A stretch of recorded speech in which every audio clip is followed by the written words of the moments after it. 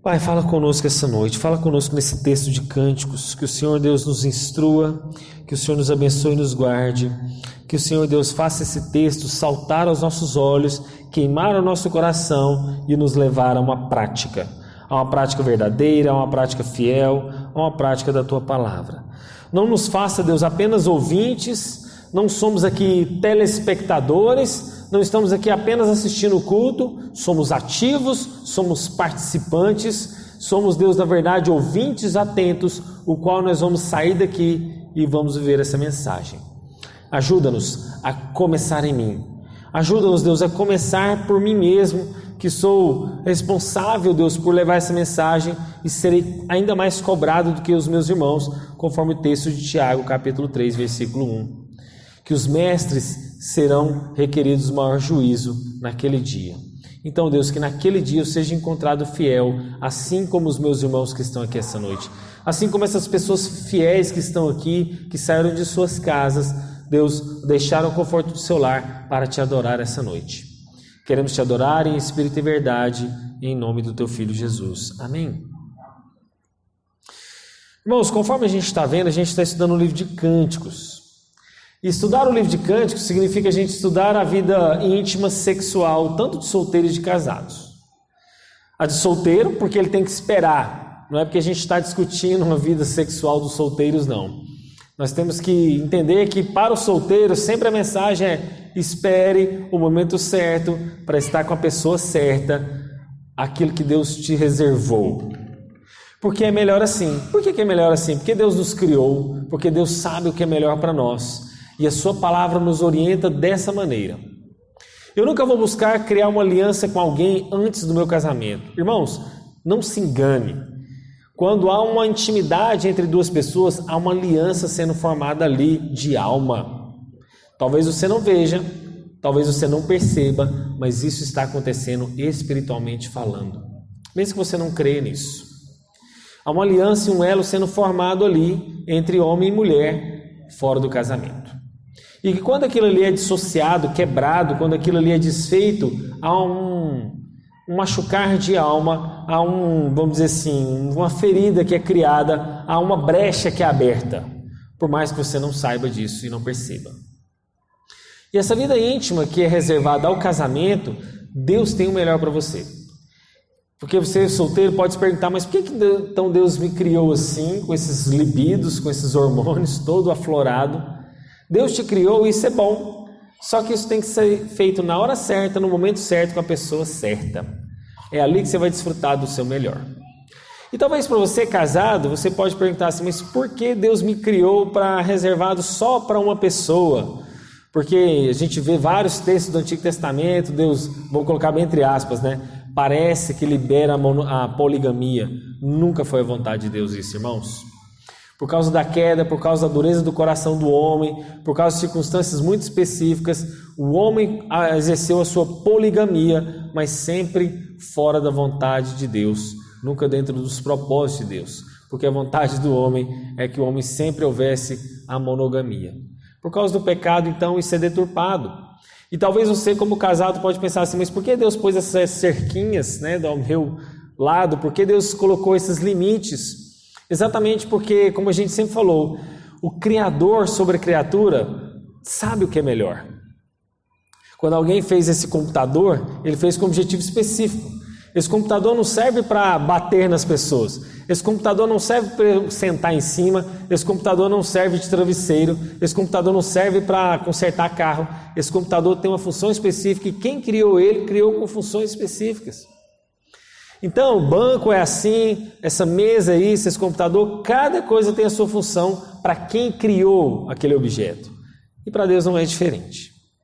E o propósito, como eu disse para vocês, desse livro de Cânticos, que é a última vez que a gente está vendo, pelo menos nesse período aqui agora, é do conjunto maior da Bíblia que começa lá em Gênesis, onde Deus inicia o casamento, dando todas as condições para conservar pureza e o encanto entre homem e mulher. A intimidade entre essas duas pessoas, inclusive, é a forma como a gente vai corresponder ao que o próprio Deus nos criou, essa natureza. E é dessa forma que a gente vai glorificar a Deus, vivendo essa vida e nutrindo essa comunhão íntima entre os dois. E casamento e aliança é um compromisso fundamentado nesse amor. E tem muitos elementos que cercam esse amor que Deus criou. Irmãos, e quando o casal vai bem, a família vai bem e a sociedade vai bem. É uma consequência de escalas. Casal vai bem, casa vai bem, sociedade vai bem. E aí, se a sociedade não está boa, se a sociedade está um caos, isso é só um reflexo da nossa casa. Se a sociedade não vai bem, significa que na verdade começou lá atrás. Começou com começou com o casal, passou para casa, e se a sociedade não vai bem, é porque também a igreja não está indo muito bem. E o casamento, então, é essa aliança, esse compromisso que fomos fundamentados no amor de Deus, e envolve também essa união íntima. E o Cântico dos Cânticos, meus irmãos, vai moldar esse caminho de pureza.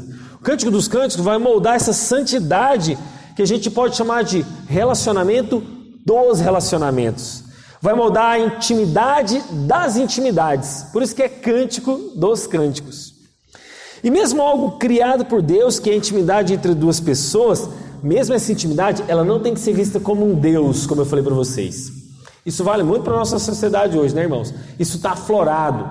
Sexo virou um Deus que eu tenho que venerar, que eu tenho que adorar, que eu tenho que viver em função dele. Então eu ganho dinheiro para ter um corpo mais bonito, eu ganho dinheiro para ter uma mulher mais bonita, eu ganho dinheiro para ter um carro mais bonito, e o sexo virou então um Deus, que é o meu alvo maior.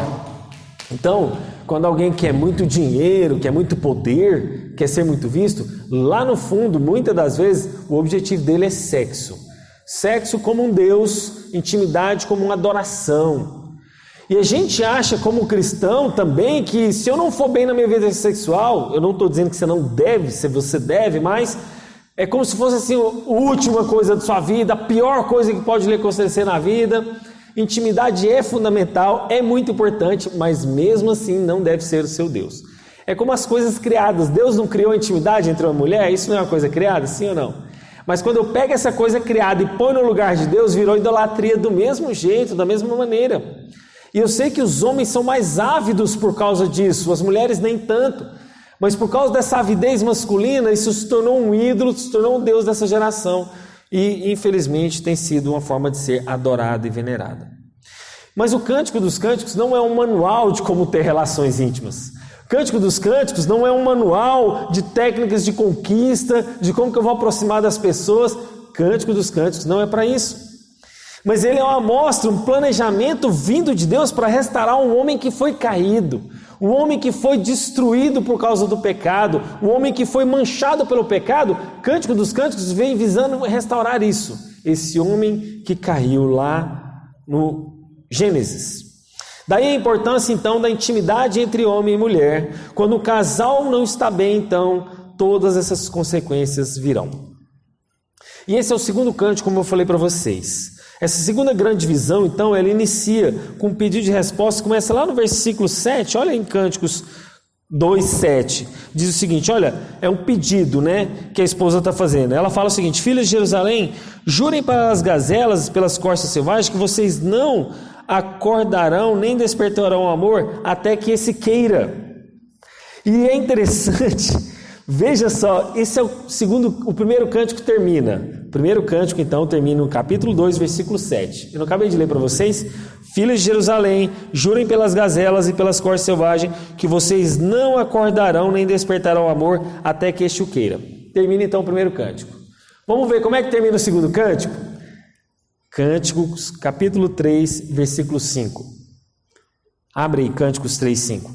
Filhos de Jerusalém, jurem pelas gazelas, pelas corças selvagens, que vocês não acordarão, nem despertarão o amor, até que este o queira. Está vendo que é a mesma terminologia?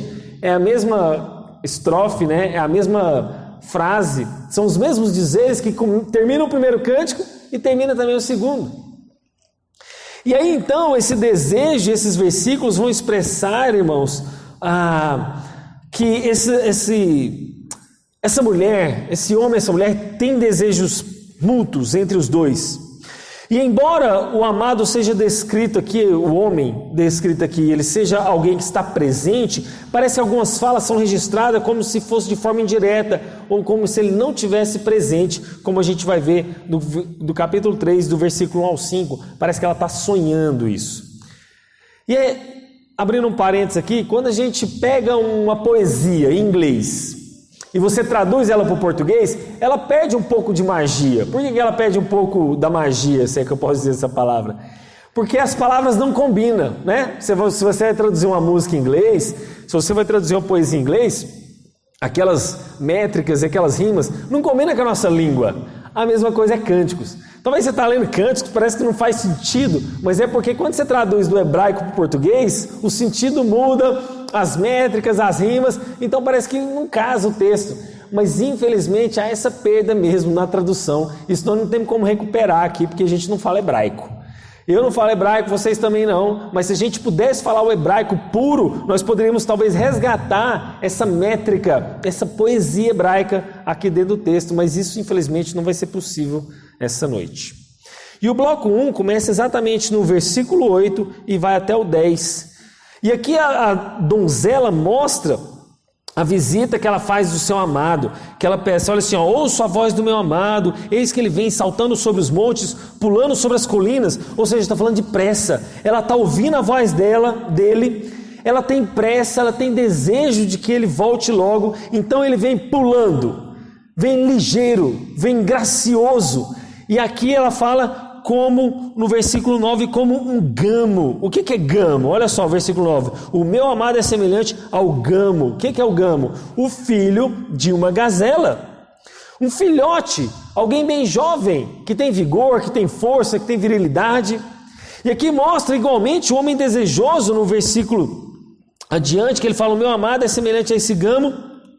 Eis que, olha só, eis que ele está por detrás da nossa parede, olhando pelas janelas, espreitando pelas grades. É como se o amado estivesse assim, atrás da casa dela, perto da janela, espreitando ela. Ele vem correndo pelos montes, ele vem com pressa, né? Ele vem saltando, como esse gamo, essa gazela jovem. E quando ele chega na casa dela, ele está ali, né? Espreitando ela. E aí, tão logo ele chega, ele vai procurar. E aí ele se põe de trás daquela parede, olha pelas janelas, está ali pelas grades. Então aquela moça ouve a voz do amado dela, chamando para partir com ele.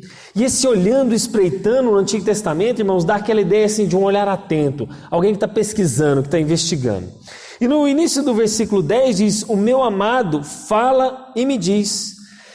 E ela fala como um ar de triunfo, fala assim, essa aqui é a voz dele, eu não confundo a voz dele é inconfundível, a voz desse amado eu conheço, eu sei que é a voz dele. Não é assim quando a gente, né, quando alguém está chegando no ambiente, a gente já ouve aquela voz, aquela ali é a voz do Sebastião, eu sei que, por mais que eu não vi ele, quando eu ouço a voz fora, eu sei que é ele. É esse sentido que ela está falando. E irmãos, no bloco 2 começa exatamente na parte B do versículo 10, ele dizendo... Aí já vem o moço, né? Antes era ela, agora vem o rapaz dizendo, levante-se minha querida, minha linda, e venha comigo. E ele implora para aquela mulher bonita, ele implora, ele suplica que aquela mulher venha para ele, para o campo. Por que a gente vê para o campo? Depois mais na frente a gente vai ver que é um lugar de primavera. Então ela assim, olha, vem minha amada, vamos desfrutar aqui desse bosque bonito, é primavera, o inverno já passou, não é isso que ele fala? Olha, o versículo 11, porque eis que passou o inverno, a chuva cessou e se foi, aparecem as flores na terra, chegou o tempo de cantarem as aves, então ele quer desfrutar com aquela mulher, aquela parte do campo, ele quer desfrutar com aquela mulher, aquela vida ali da primavera. Então ele tem urgência nesse pedido e ele faz imperativo. Qual que é o imperativo, que é a ordem que ele fala? Levanta-te, vem. E ele está convocando ela porque parece que é como se ela estivesse desfalecendo de amor. O versículo 5, volta aí o capítulo 2, versículo 5, ela fala, olha, sustém-me com passas conforme as maçãs, pois estou morrendo de amor. Essa morrendo de amor, né, esse eufemismo, ela está desfalecendo esse amor, e esse convite, esse passeio agradável, onde eles vão desfrutar da companhia um do outro, né? Quando você fala assim, olha, vamos sair daqui desse lugar, vamos para o campo, vamos passear um pouco. A moça então talvez por ter demorado a se responder, ele traz essa urgência, ele estava ali na janela, ele podia ver através dela, mas ele fala que ela estava escondida. Olha só o que ele fala: levante-se, minha querida, versículo 13, minha linda, venha comigo, minha pombinha escondida nas fendas dos penhascos, no esconderijo das rochas escarpadas, mostre-me o seu rosto. Ele está com aquela urgência: você está escondida aí, vem para cá, vem para fora, vamos desfrutar desse campo, dessa paisagem, dessa vida aqui, alegre, porque a primavera chegou. E então ele está convidando ela para se alegrar e se aventurar no campo. E é interessante que aqui, irmãos, fala de não só um amor que eles vão desfrutar, mas de uma aventura. Não é assim que a gente vê aqueles filmes, assim, meio misturando romance com uma aventura, uma coisa meio, assim, talvez até, não vou dizer perigosa, mas diferente. E aí essa expressão mostra exatamente amor, afeto e carinho. E aqui ele usa muitas coisas legais, que ele fala da pomba minha. O que quer dizer a pomba, irmãos? Que é essa rolinha. É esse sentido que a gente vê, A gente não vê as rolinhas e as pombinhas como os pássaros simbolizando o amor? Não é isso que a gente vê, tem casamentos que você solta a pombinha branca e ela sai voando. E ele fala que cantam as aves no versículo 12. E é como se as aves, irmãos, vocês já viram aqueles documentários sobre aves, nesses canais aí da vida, de canal fechado? Você já viu como aquelas danças de acasalamento entre as aves, onde o macho, incrivelmente, irmãos, no mundo das aves, os machos são os mais bonitos. Eles têm as penas mais enfeitadas. Pode olhar nas aves. Nas aves, os machos sempre são os mais belos, porque ele faz aquela dança de acasalamento tentando chamar as fêmeas para si. E é como se nesse Cântico dos Cânticos estivesse fazendo essa referência ao canto das aves, às pombas, e essa forma de chamar a atenção. E assim como essas pombas então procuram refúgio nas rochas, quando estão com medo, ele está chamando ela: olha, sai daí da proteção da sua casa, você está aí acomodada dentro da sua casa, mas vem para cá, vamos desfrutar desse momento, você está aí tímida. Mas ele prossegue com súplicas. E aí olha só no capítulo 2, versículos 15 a 17. A esposa fala: peguem as raposas, as raposinhas que devastam os vinhedos, porque as nossas vinhas estão em flor. O que ela está querendo dizer com isso aqui, irmãos? O que essa questão poética está dizendo? As raposas são vistas como ameaça. Então, por mais que ela vê aquele amor, por mais que ele está chamando ela para fora de casa para desfrutar, aqui ela encontrou uma ameaça. Olha, tem raposas aí fora. E essas raposas podem comer as nossas flores das nossas vinhas. Essas raposas podem atrapalhar o nosso relacionamento. Essas raposas é como se fosse um risco para a nossa intimidade. Então, faz o seguinte: mande alguém prendê-las, ou então prenda você essas raposas. E essas raposas então é sinal de praga, um estrago das plantações, das próprias vinhas, conforme a gente vê em Lamentações capítulo 5. E essas raposas então querem comer as uvas delas, Ela pede para que levante-se os ramos das plantas, para que não fique ao alcance desses animais. E essas raposinhas precisam ser apanhadas, porque elas representam ameaça. E uma ameaça silenciosa para o relacionamento deles, uma ameaça que pode destruir, pode comprometer o relacionamento delas, e essas raposas são um tipo de perigo no relacionamento deles. E ao pedir que essas raposas sejam apanhadas, é como se fosse uma declaração, um pacto entre os dois, do tipo que ela continua: por que eu quero que essas raposas sejam apanhadas? Porque o verso 16 diz: o meu amado é meu e eu sou dele. Aqui há um pacto entre os dois. Olha, você me pertence, eu te pertenço. Essas raposas querem nos roubar, mas eu sou de você e você é meu. E esse pacto, onde mostra um que é pertencente ao outro, mostra, irmãos, que ela evoca um desejo profundo, uma expressão que vai enfatizar essa devoção e essa aliança mútua. Mas sabe o que é o principal? Exclusividade. E talvez aqui essa exclusividade um para o outro, onde um pertence ao outro, talvez é o maior desafio da nossa geração hoje. Exclusividade. Será que nós somos exclusivos um do outro? Será que o casal tem a consciência de que os dois pertencem só a eles mesmos? Onde eles vão encontrar alegria entre eles? 1 Coríntios capítulo 7, versículos de 2 a 5, mostra que o corpo do marido não pertence mais a ele, nem o corpo da mulher pertence a ela. Olha o que está escrito. Por causa da imoralidade, olha só, por causa da imoralidade, cada homem tem a sua esposa e cada mulher tem o seu próprio marido. Que o marido conceda à esposa o que lhe é devido, e também, de igual modo, a esposa conceda ao seu marido. A esposa não tem poder sobre o seu próprio corpo, e sim o marido. Vamos repetir? A esposa não tem poder sobre o seu próprio corpo, mas sim o marido. E também, de igual modo, o marido não tem poder sobre o seu próprio corpo, e sim a esposa. Não se privem um do outro, e ele está falando de intimidade sexual, a não ser talvez por mútuo consentimento, quando vocês estão de acordo um com o outro. E aí Paulo fala só por algum tempo, só por um período. Então você pode jejuar de sexo, de intimidade com sua esposa? Pode, mas vocês têm que estar em comum acordo. E Paulo fala que é só por algum tempo, para vocês se dedicarem a quê? A oração. E depois retome a vida conjugal, por quê? Para que Satanás não tente vocês por não terem domínio próprio. 1 Coríntios capítulo 7, versículos de 2 a 5. Então, irmãos, irmãs principalmente, eu falo para vocês, o sexo não pode ser instrumento para você chantagear o seu marido. Não pode ser objeto de troca. Não pode ser objeto para você alcançar o seu objetivo pessoal. Então, em relação a você aproveitar-se mutuamente, é importante você fazer isso, porque lá no céu você não vai desfrutar disso.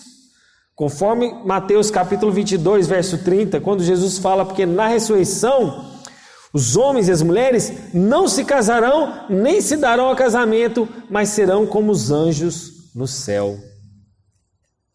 Então, quando o casal se ama, quando o casal tem essa união íntima, eles vão satisfazer um ao outro, e é uma forma de glorificar a Deus. E no que diz o verso 17? Continuando. No verso 17 fala, olha, antes que rompa o dia, antes que fujam as sombras, volte meu amado, venha correndo como gama, ou seja, como aquele filhote, de gazela sobre os montes. E aí ele fala de montes de Beter. Então, antes que a mulher, antes que, vamos dizer assim, fujam as sombras, antes que venha o raiar do dia, antes que rompam o dia, antes que eles se separem, ou seja, vamos aproveitar essa noite. Você sabe por que ela quer aproveitar aquela noite? Porque essa palavra montes de Beter não tem um lugar específico na Bíblia com esse monte, tá? Não é lá uma paisagem de Jerusalém, não é um monte.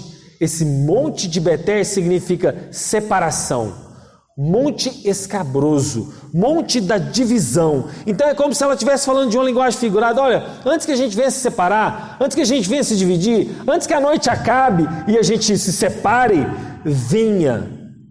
Então, antes dessa ideia deles se dividirem, ela queria estar próxima dele. E aqui ela tem tanto desejo de estar perto dele, e aí vem um certo devaneio da parte dela. Sabe qual é esse devaneio? Começa no capítulo 3. Ela fala, de noite na minha cama busquei o amado da minha alma. Busquei-o, mas não achei. Aqui, irmãos, há uma probabilidade muito grande dela estar sonhando. Aqui é uma probabilidade muito grande dela estar com um devaneio mesmo, com um sonho. E aí nessa sessão, que essa é uma espécie de sonho que ela está tendo, alguns autores defendem, ela é incapaz de encontrar ele. E então ela sai na rua, ela procura pelos guardas, pergunta onde que ele está, e imediatamente quando ela encontra, ela traz ele de volta para a casa dela. E sabe o que ela fala? Fala exatamente da cama da mãe dela. Olha que interessante, o versículo 4. Mas deixei os guardas, logo que encontrei o meu amado, agarrei ele, não deixarei ele embora, até que o fiz entrar na casa de minha mãe e no quarto dela, que me concebeu. Olha que interessante. Essa nova experiência que ela está tendo ali naquele sonho, quando fala do meu leito, está falando de uma experiência única, conforme Ezequiel capítulo 23, conforme Gênesis 49, está falando desse sentido íntimo mesmo, da cama, da intimidade. E fala que durante a noite ela procurou ele. E esse durante a noite, em algumas versões, fala de uma busca constante. Umas traduções falam durante a noite toda.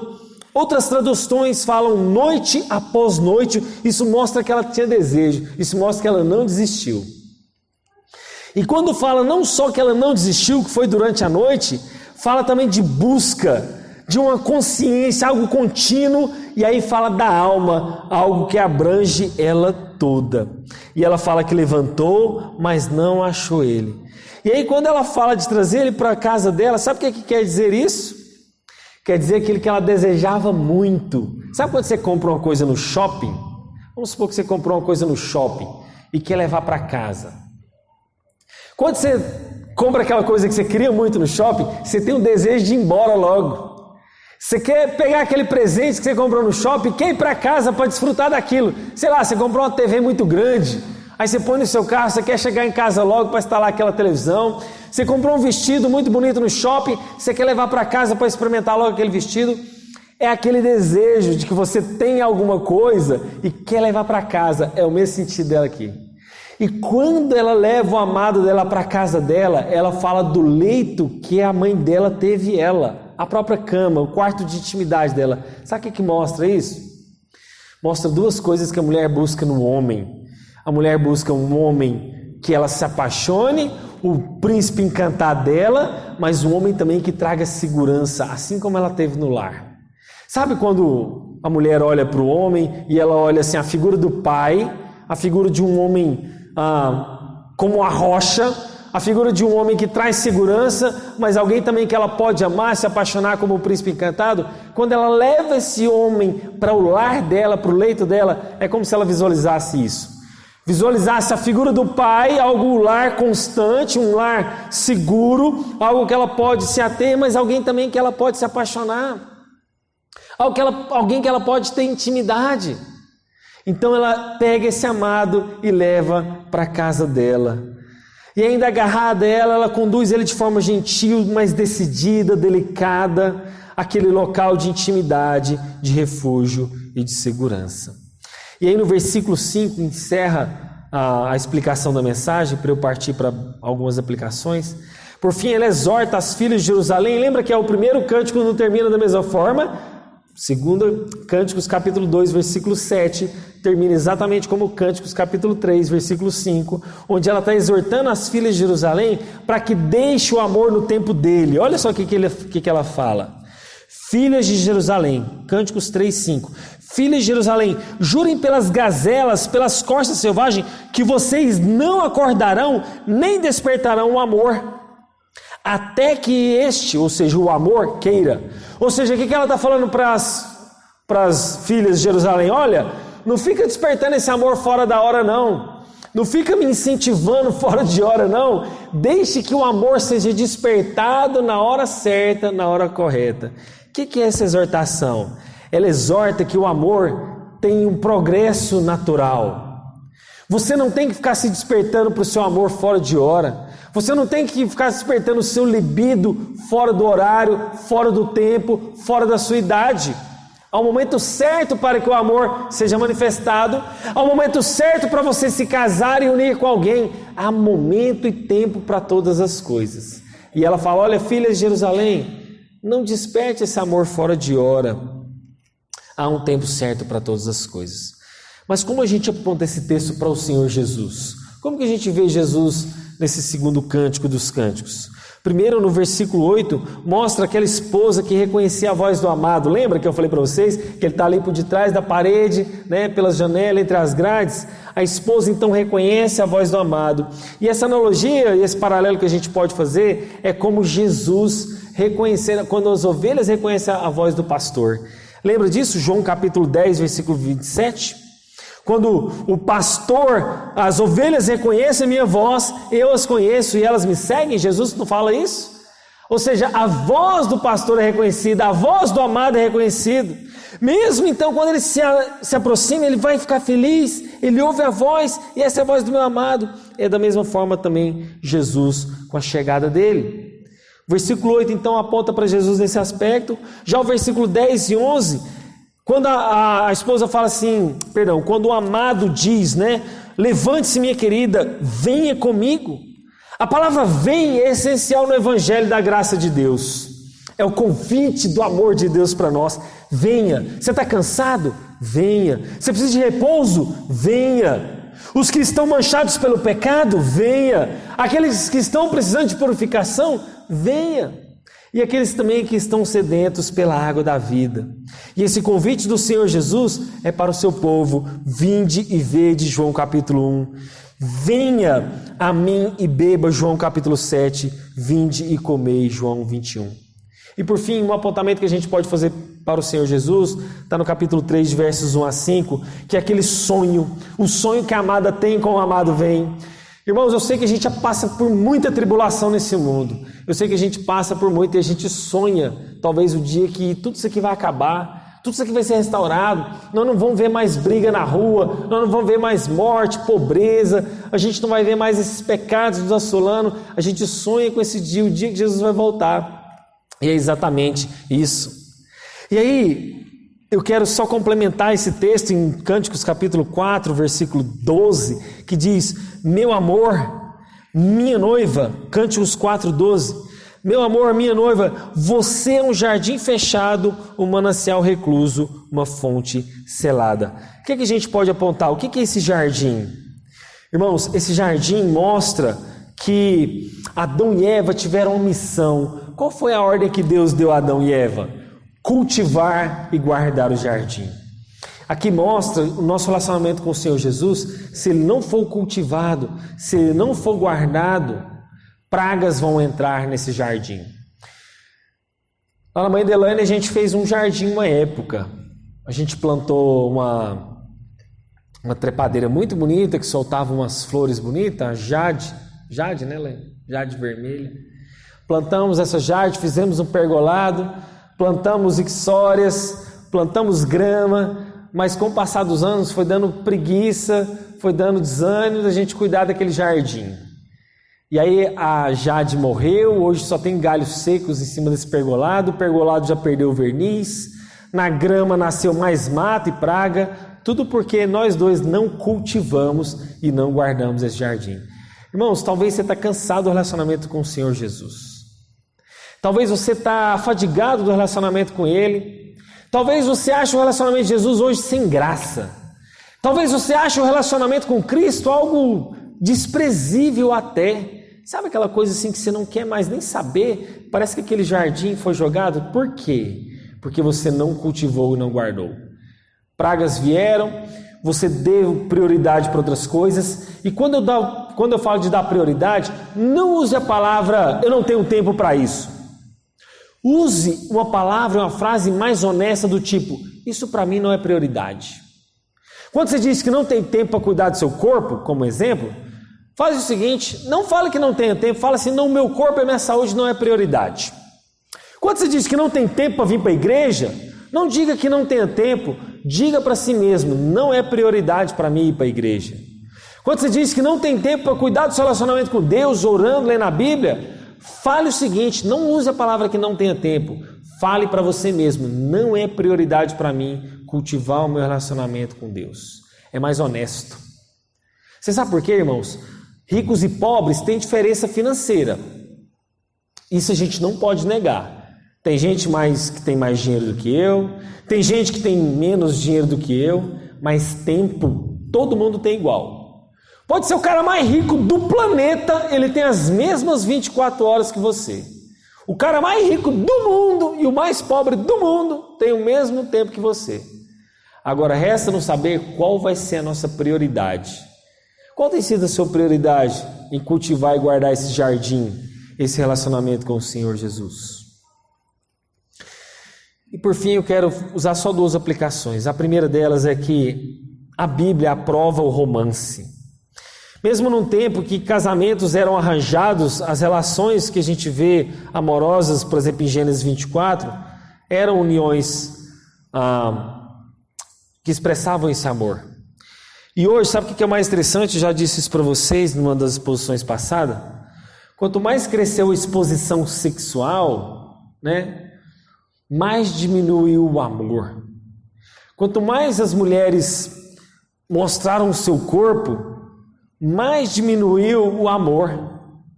E quando os homens olham para essas mulheres e vê aquele ímpeto carnal impulsivo, aquele ímpeto carnal momentâneo, aquilo ali só está falando da carne dele. Talvez aquele desejo é tão momentâneo que quando ele tiver aquela mulher e ele conseguir ela para si, passar uma outra igualmente exposta, ele não vai olhar para aquela mulher que está com ele, mesmo ele tendo alcançado ela. Por quê? Porque ele foi simplesmente pelo ímpeto carnal. Ele foi simplesmente pelo impulso da carne e dos hormônios dele. E aí, quando aquela frase, quando o sexo ficou fácil, o amor ficou difícil. Por quê? Porque essa exposição impetuosa da carne, ela simplesmente é o primeiro aspecto. Ela não envolve o amor. Você não encontrou o amor.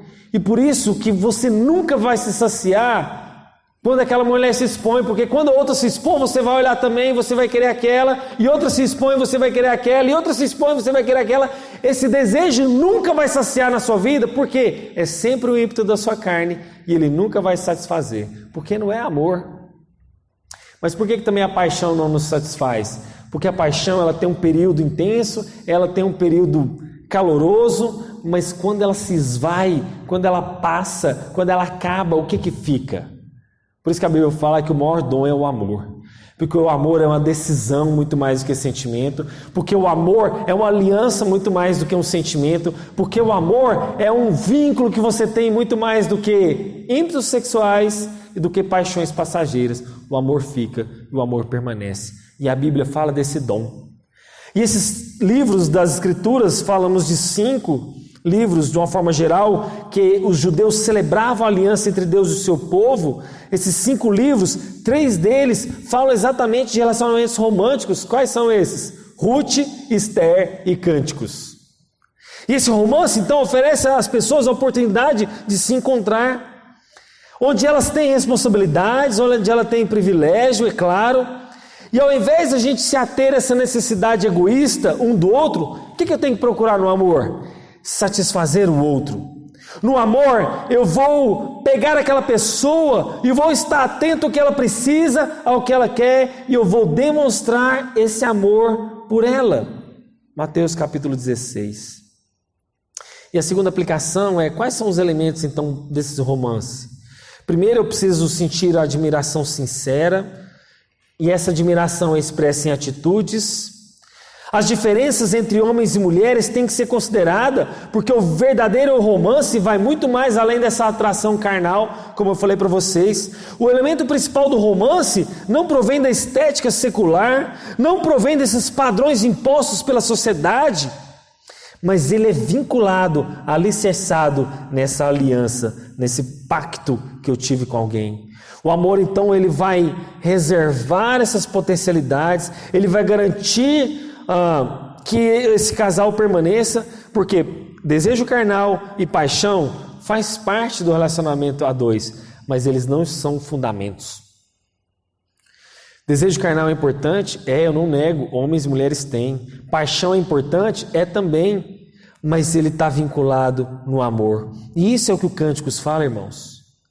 Quando casais perdem essa alegria do casamento, essa alegria de estarem juntos, talvez por causa de uma vida calejada, talvez porque, entre aspas, o outro não muda, talvez porque o outro é que precisa ser mudado, mas eu te faço uma pergunta: você também não é assim com o Senhor Jesus? Você não é uma pessoa difícil? Você também não comete os mesmos pecados de forma constante? Você também não é uma pessoa difícil para com Jesus e Jesus deixa de te amar? Jesus te larga? Jesus te abandona por causa dos seus erros e falhas? Então por que você vai fazer isso com o seu esposo, com a sua esposa? Se você acha o seu esposo difícil, se você acha a mulher difícil, você também para com Deus, não é uma pessoa difícil? Mesmo assim Jesus não te abandona, mesmo assim Jesus não te larga. Você sabe por quê? Porque Ele tem uma aliança com você. Ele tem um pacto com você.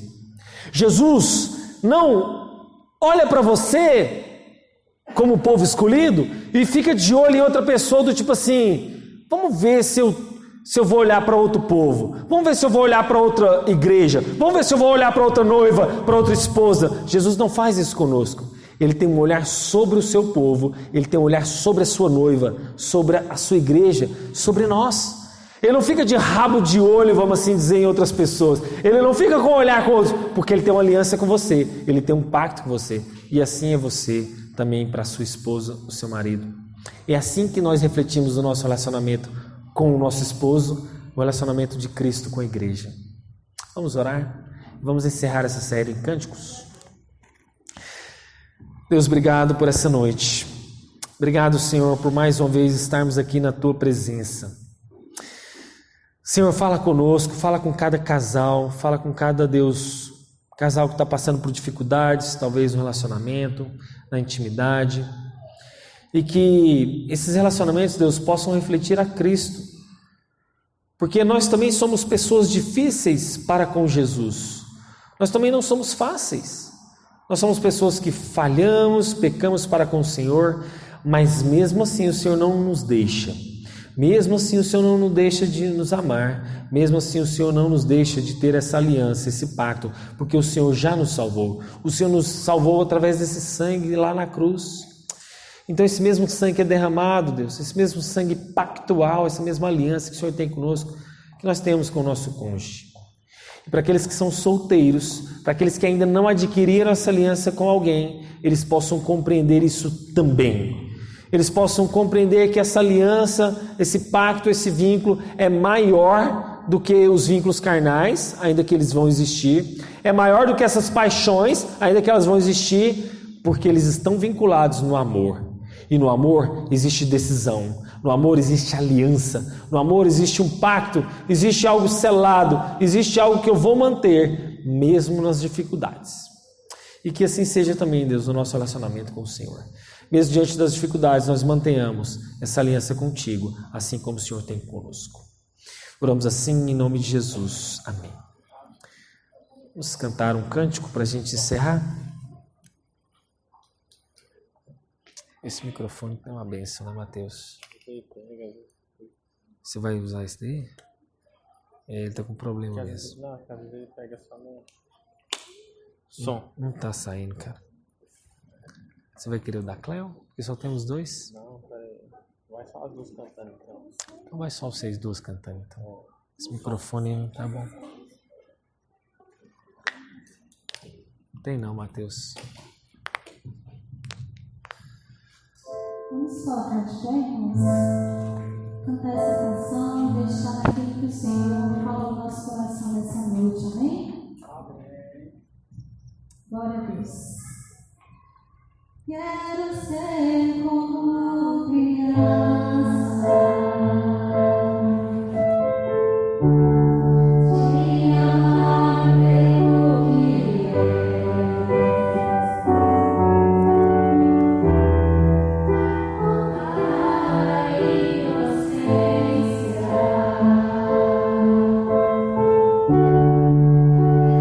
Acreditar em ti,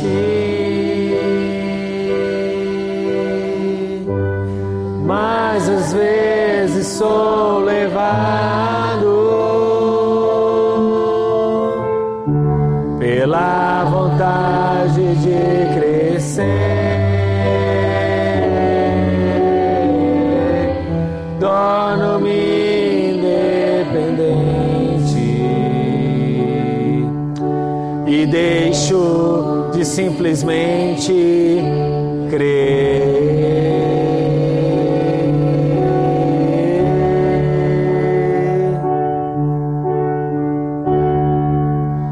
Não posso viver longe do teu amor, Senhor. Não posso viver longe do teu afago, Senhor.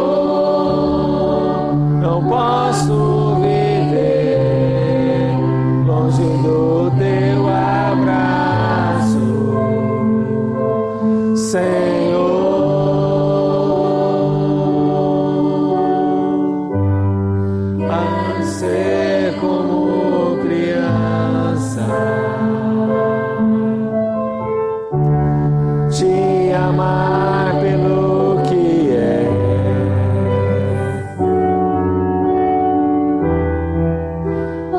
guardar a inocência, Deus, e acreditar em Ti.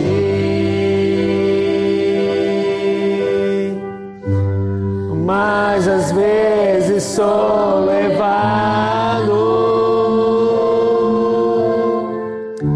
pela vontade de crescer, torno-me independente e deixo de simplesmente crer.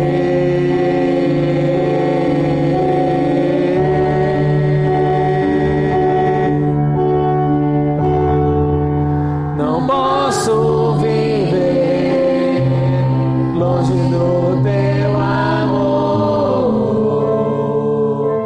Senhor. Não posso viver longe do Teu afago, Senhor. Não posso viver longe do Teu abraço, Senhor.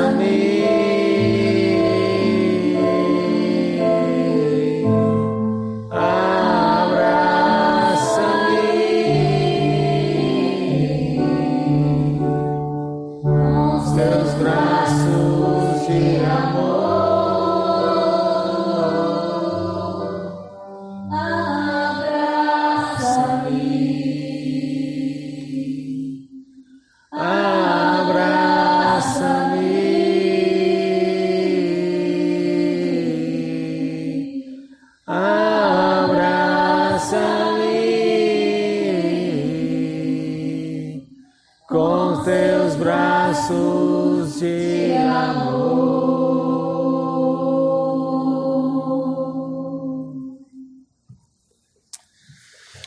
Receba a bênção. Que a graça do nosso Senhor Jesus Cristo, o amor de nosso Deus, Pai, e a consolação do Espírito Santo estejam com todos vocês, hoje e para todos sempre. Amém. Os irmãos podem se sentar. Tem uns breves avisos, irmãos. Pode passar. A gente está estudando aqui na nossa EBD o que todo crente, toda igreja deveria ser, tá? Então, a nossa escola bíblica dominical, todo domingo às 9 da manhã. E só quero reforçar, às vezes nós estamos aqui, terminando o segundo mês do ano, os irmãos podem estar uns para trás, outros para frente, então podem estar desanimados, mas eu quero reforçar a nossa leitura bíblica esse ano, tá?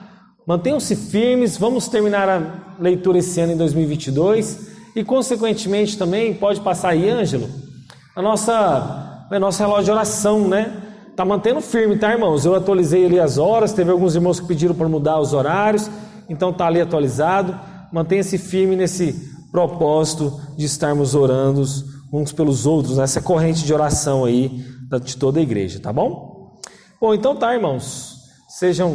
Tenham uma semana abençoada e vão na paz do Senhor Jesus. Amém.